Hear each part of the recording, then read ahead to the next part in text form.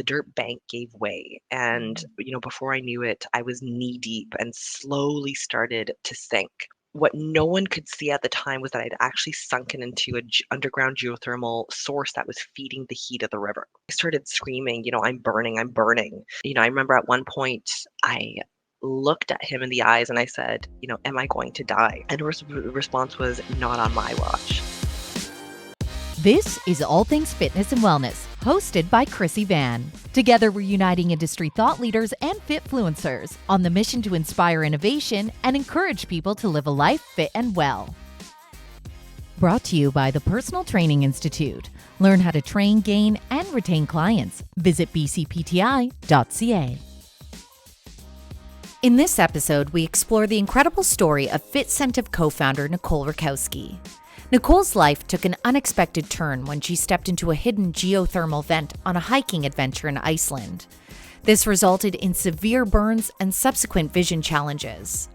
These harrowing experiences became the catalyst for her profound transformation, emphasizing the importance of resilience, community, and the holistic benefits of physical activity in the face of adversity. Nicole's story will teach us the value of turning personal adversity into a source of strength. She'll share the importance of a holistic approach to wellness and introduce us to the innovative concept of the Fitsentive app that provides users with an innovative way to stay motivated by integrating rewards into fitness goals. Before we get to it, be sure to hit like and subscribe. We have new podcast episodes every Wednesday featuring industry thought leaders and influencers. I'm your host, Chrissy Van, and this is ATFW.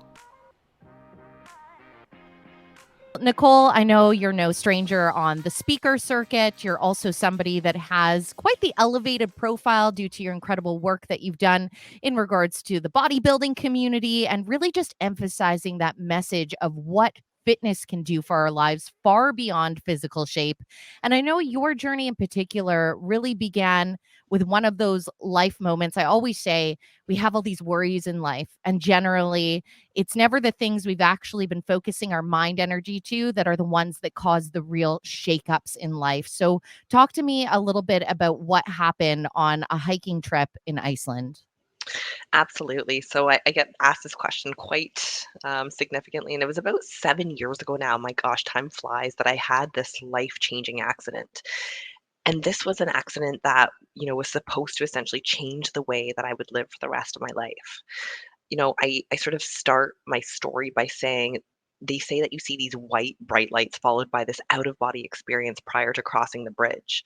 I remember laying in the ambulance, seeing the faces of several paramedics essentially just hovering above me before two black curtains began to shut. And I was later told that this was probably due to a heightened state of consciousness with sharp increases in high frequency brain waves called gamma oscillations, otherwise known as near death visions. And it was so back in 2017 of February, two of my good friends and I traveled to Iceland, one of the most incredible countries in the world. I always recommend to people that it has to be a must-see destination. I'm not sure if you've been there yourself, but On it's the bucket really, list. yeah. Oh, and keep that a high on the bucket list because it is really breathtaking. And it's often known as the island of, fire and ice because it's home to numerous active volcanoes and glaciers. And the country is located on the mid-Atlantic ridge where, you have these two tectonic plates that they meet. And as a result, Iceland experiences these frequent earthquakes and volcanic eruptions. So basically what I'm trying to say is that there's a lot of geothermal activity happening under the surface that we cannot see. So on the second last day of our trip, we went on a 2.5 hour hike to a natural hot springs that was just outside of Reykjavik, which is Iceland's capital. The spring was nestled in this valley of this small mountain range known as the Hot River. So this, was a very common attraction for many, travel blogs and websites about Iceland, all sort of mentioning. And, that being said, it's a little off the beaten path and not likely on the itinerary for many quick fix tourists, but it's certainly just a breathtaking location.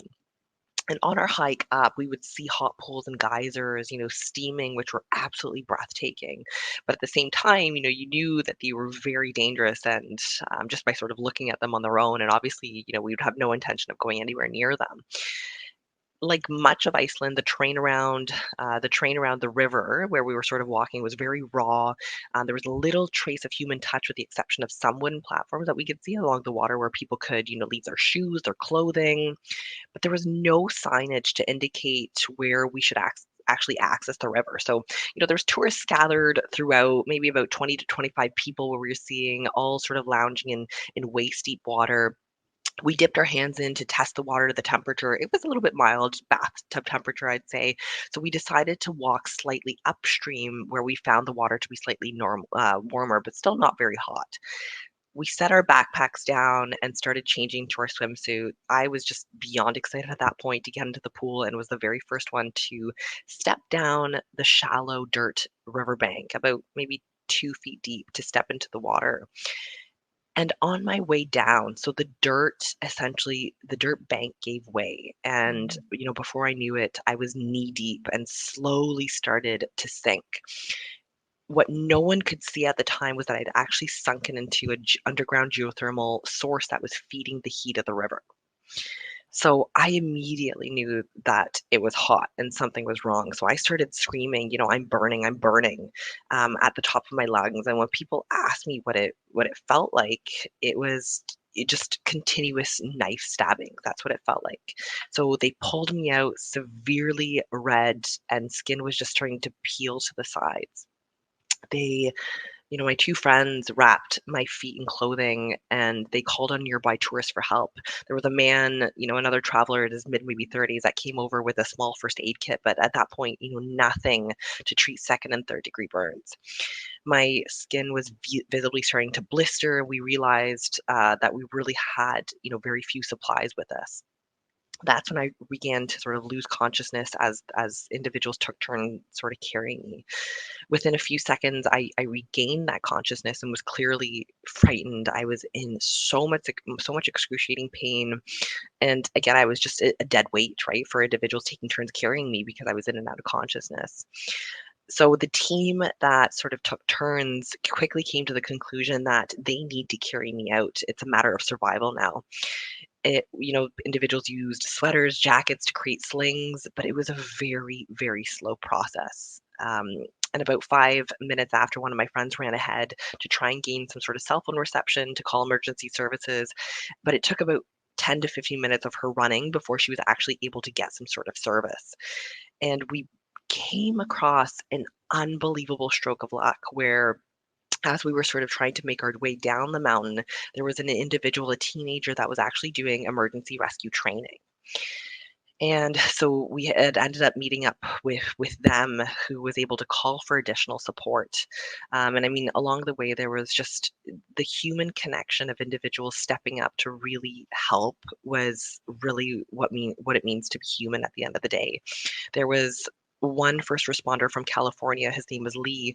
He was an off-duty first responder from the USA who came to me and really made the hike and the mission so much more, just timely, in terms of him sort of stating that this girl needs to get to some sort of emergency services or she's not going to make it. I remember at one point I looked at him in the eyes and I said, "Am I going to die?" And his response was, "Not on my watch." I eventually made my way to the hospital. I was about to be put under general anesthesia in an unfamiliar country.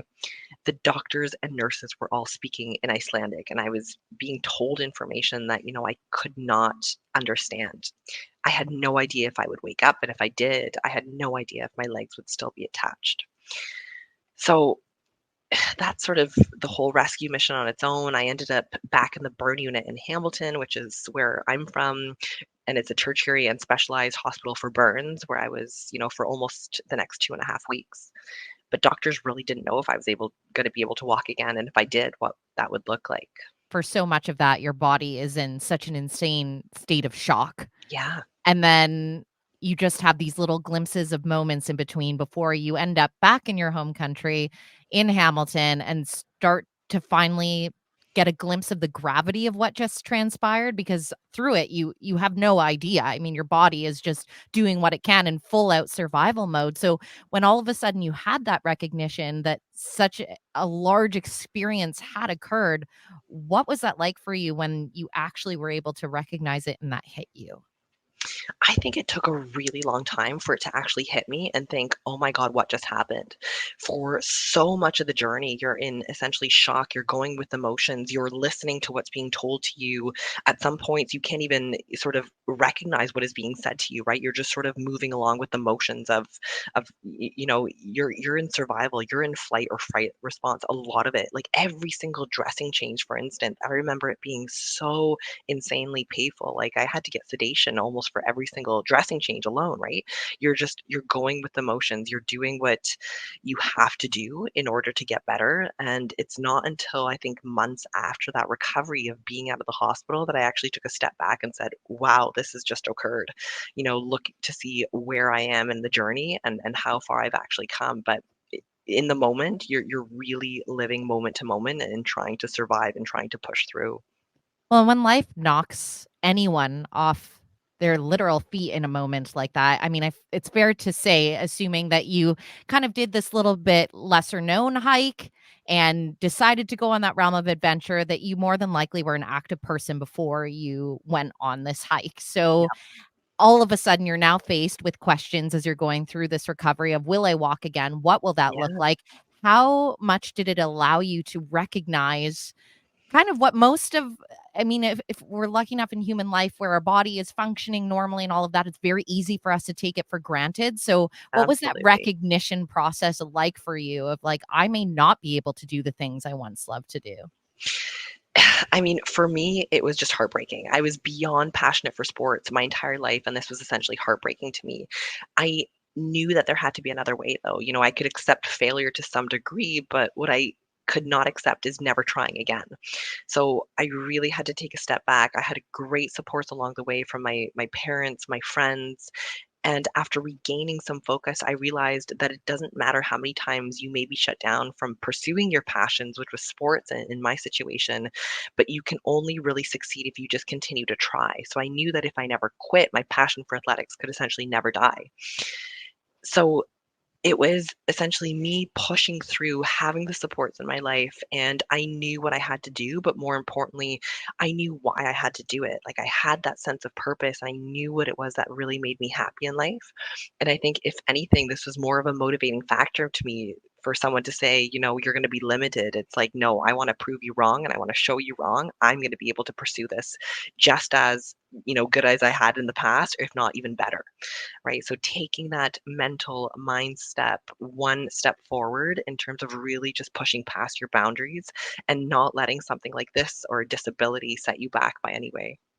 Yeah, you bring up such a good point too, because I remember I was 17 and went through a significant life moment, and there was a speaker at my school that said you can either use those moments in life as your excuse to fail or your reason to succeed. And that sat Absolutely. with me so deeply. Like to this day, I still remember that statement. Whenever there are those gut punch moments in life that we least expect, and you're like, I have a choice here of what this looks like, despite what outcomes others are deciding for me, what am I going to actively participate in to get me to where in my mind's eye I know I can go because I have that innate self-belief, which it sounds like you had this self-belief of like, like thanks for your opinion, but I'm going to Mhm. shape how this story actually goes. So we started off the podcast learning in the intro here. I mean, not only have you done tremendous physical feats, but you've also taken it into the competitive circuit. So what did that physical fitness journey look like for you to go from, one of the most devastating injuries that's a very, very long healing process Yeah. to ultimately gracing a stage? Yeah. And I mean, just like any other adult or person on this planet, I'm not unique in facing adversity. And I think you phrased it very, very well, right? It's about using those opportunities.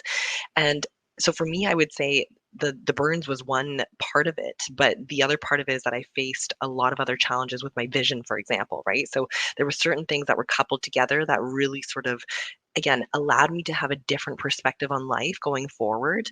But it was something that, I knew I had to push through and I would just become a stronger person on the other side, right? And I needed to change my traditional approach. I needed to be broken down in order to understand my why in life, in order to understand and make my what a lot more meaningful. And I've tried to apply those same lessons to all other aspects of my life. So, in terms of how that got me to the stage, I think it was really discovering sort of my purpose and to a different extent, how far does my passion sort of reach and what really grounded me? Only then did it lead to me discovering that athletics was my release from reality that led me to understand what it is that I truly want to do in life.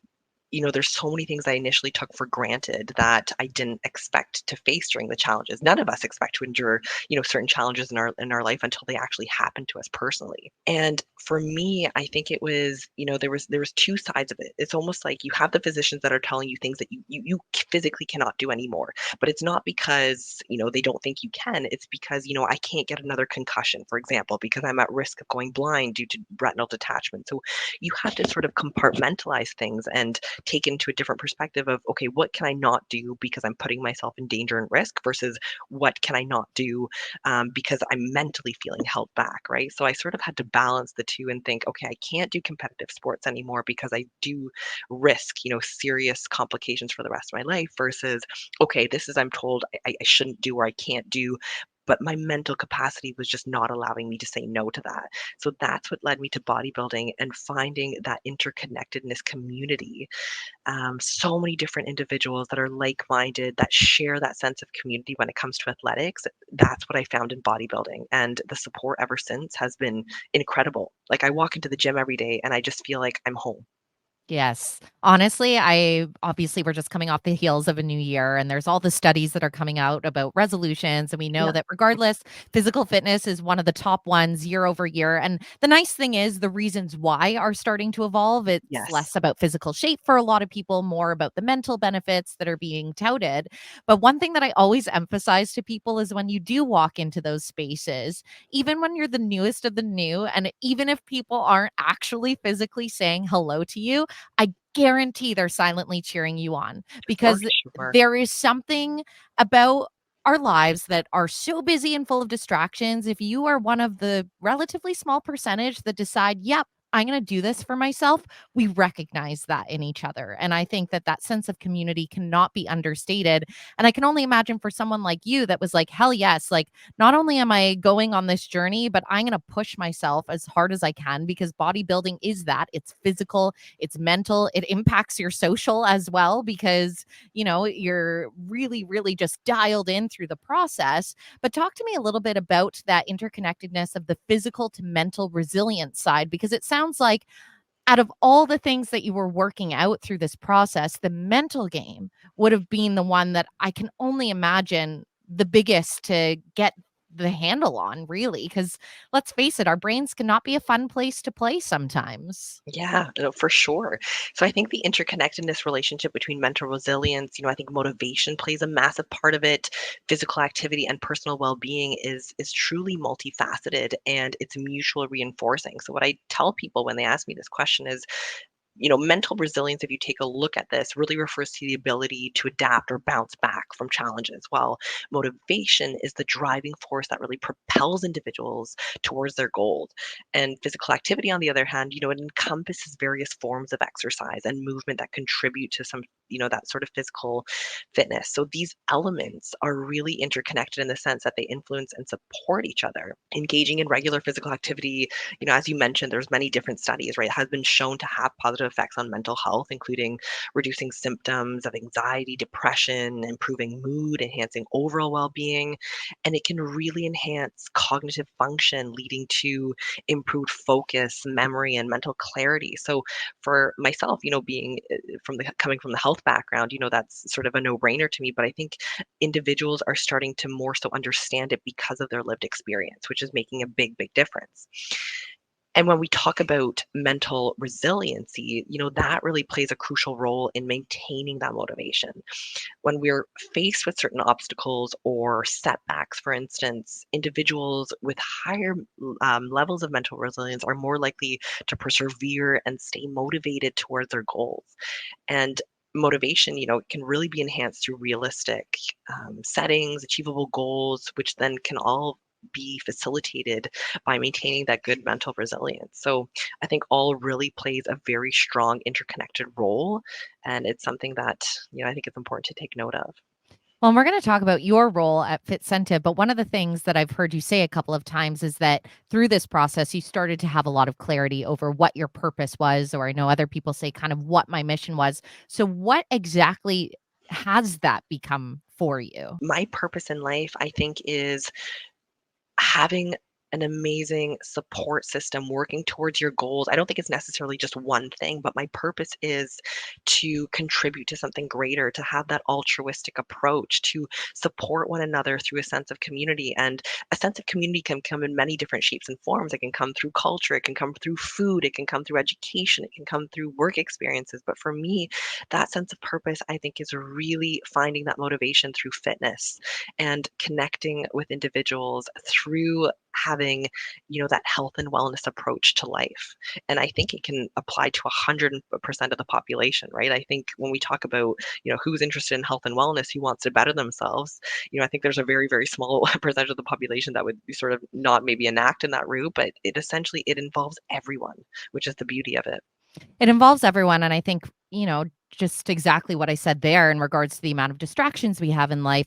Unfortunately, no matter the fact that it is the goal for so many, there are many of us, unfortunately, in life, and statistically, we know this. In Canada, it's almost 84% of the population that aren't necessarily integrating these facets in their lives. So it's great to have role models like yourself that are championing the message. And I think, as to I said earlier, the fact that the message has finally changed so much, because unfortunately, especially from the industry side, we got it wrong for so long. It was Yeah, drilling down that there is one ideal, and it's to lose this as fast as this. And we've all seen the diet culture that we grew up, particularly as women, but certainly not alone. yeah, And finally, that message is really changing where we're like, hey, it's about longevity. It's about, if we're lucky enough to live to an older age, being able to pick up our groceries with ease. It's about preventing chronic disease. It's about feeling better, not just in the future, but you actually feel better the exact same day. 100%. And it's about being a parent, and it's being able to provide to your kids and being able to provide to your grandkids when, if that's sort of a route that individuals are going. But it's really like, I can't describe it enough as it's a network that has these webs, right? And it keeps sort of spanning outwards. The more individuals you connect with, the more sort of positive reinforcement you have, but then you're also able to give that to more individuals. So it's truly a cyclical process in terms of just a feeder loop, a positive feedback loop. Well, and on the note of positive feedback loops, sometimes we do need a little bit to get going. So Yeah. I know not just in your social platforms are you somebody that's really amazing at relaying the message, but you're also doing it through your work life as well. So, what is Fitsentive for those that aren't familiar? Yeah, that's a great question. So, myself, I'm the co founder and chief fitness officer, as well as industry expert of this incredible app called Fitsentive. And I call this my brainchild, but this is really the progeny of Zach Magerman's creation, who I've partnered with this year, which has been nothing but amazing. So, giving a bit of an overview, so this app truly stands out in this crowded fitness app market, right? We always hear about all these different apps coming to market, but this one really stands out because, unlike its counterparts, it's not just an app, it's really a movement. So this is one of the only free, if not the only free fitness app on the market that actually pays users to work out. It doesn't only transform the way individuals approach their wellness journey, but it really pioneers that unique concept of rewarding users for their commitment to fitness. And this app features full length, on demand guided workouts where users are actually rewarded for every single workout they complete. And our focus for this is on at home workouts that utilize minimum to no equipment. And it currently boasts a library. We have over 350 plus workouts. We have 20 plus categories by 35 instructors, which all have some sort of certification.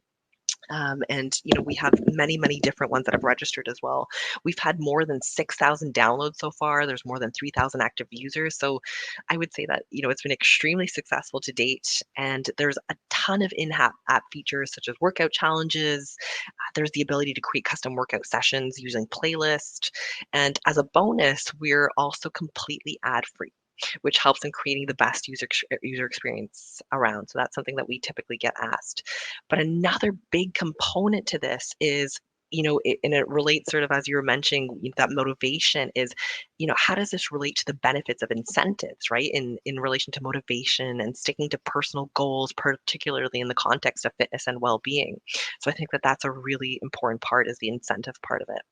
Yeah, I actually just interviewed this week a professor and researcher out of Western University, so also Ontario, and his name is Sean Spilsbury, and they have quite studied the impacts of fitness incentives as well. And like the findings actually went against the hypothesis that he had that essentially once incentives ended, people wouldn't continue their workout routines. And the inverse actually happened. So it shows the Amazing. magnitude that getting people to make the behavioral habit and change. I mean, obviously, from your app perspective, I know the goal would be for people to continue on, and who wouldn't Yeah, want to if they're still getting incentives? But it absolutely. is really great to know, even from an industry side, to have this understanding that if we can get people to get started, like they will keep coming no matter what, because of all those other benefits that you spoke to earlier. Exactly. It's getting that kickstart, right?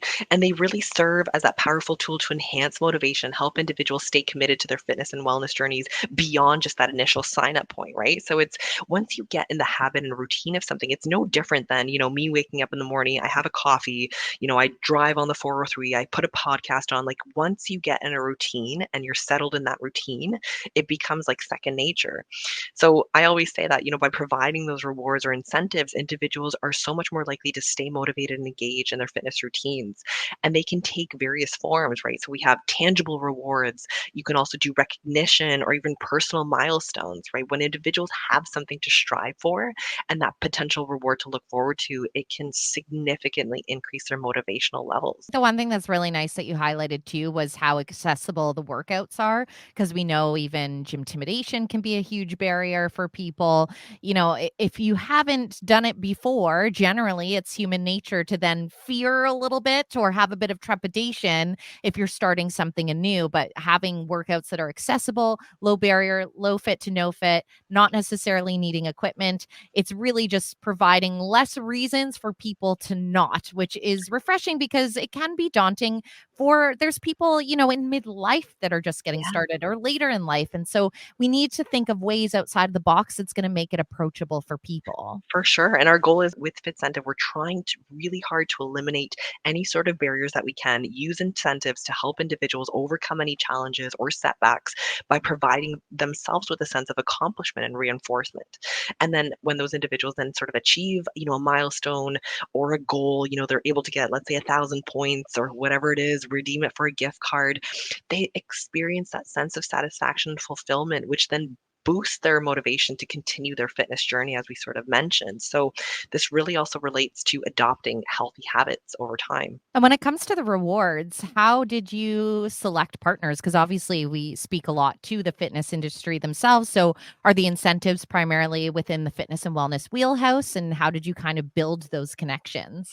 That's a great question. So, I mean, they do relate to the fitness and wellness field, but not exclusively. Like, for example, we have Amazon gift cards, we have Walmart gift cards. So, you can use it towards obviously athletic products or, health and wellness, but you can also use it for your own purposes in terms of, shopping. So, we don't limit it in terms of, only partnering exclusively with home equipment products or brands, but we do have a significant amount of sponsors and partnerships. For example, one of our newest ones that we've just brought on is Pure Vital Labs, PVL, and they have sponsored myself as an athlete for many years, and I cannot speak highly enough about their products, right? So we want to partner with individuals that have that authenticity, that have that brand recognition, that really stand behind their products, and that we share the same values with.